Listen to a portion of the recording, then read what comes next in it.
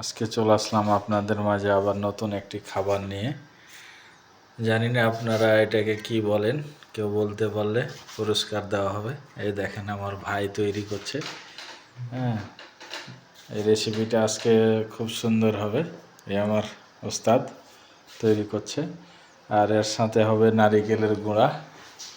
এই দেখেন, হ্যাঁ, নারিকেলের গুঁড়া আর এই যে দুধ, আর বাংলাদেশ থেকে আনা হয়েছে গুড়, যেটা হচ্ছে আমরা কুসর থেকে তৈরি করে, একদম খাঁটি।